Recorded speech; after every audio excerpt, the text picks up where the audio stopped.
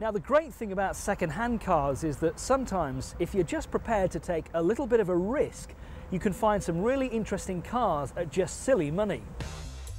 Back in 1990, when it was new, this car cost over £20,000. 13 years later, even in good condition, this four-wheel drive Sierra Ghia Estate is worth such a tiny amount of money, it's practically a giveaway. Before you reach for the remote control, no, wait, come back a minute. Let me just tell you about this car. 2.9 litre V6, 150 brake horsepower, four-wheel drive system. The same four-wheel drive system as used in the Sierra Cosworth. Remember that car? Fantastic, wasn't it?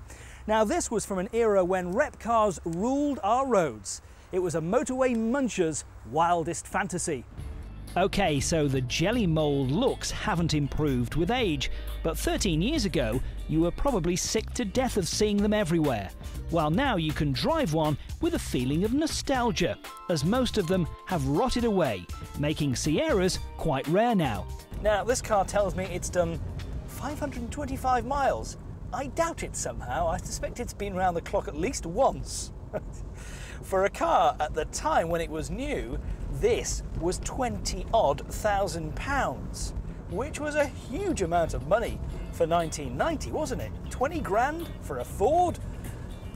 You wouldn't really pay that now, would you? Well, the interior of the Sierra, as you would expect, is beginning to look a bit dated now because this is a car that's 13 years old. But at the time, this car was the bee's knees. It's the Ghia spec, so it's got everything on it, as you would expect for that sort of era, including air conditioning, which was quite rare in those days. And the trim's actually holding up remarkably well for a car of this age. There's bags of room in here, and there's plenty of space back there too. So you've got a four-wheel drive system, the same four-wheel drive system as used in the Sierra Cosworth.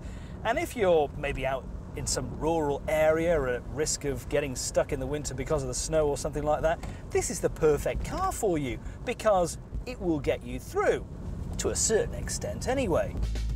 Let's be perfectly honest here. Cars of this age have a history, and sometimes it can be sinister.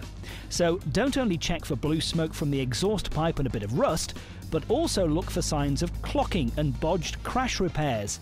Be sure you check all documentation thoroughly.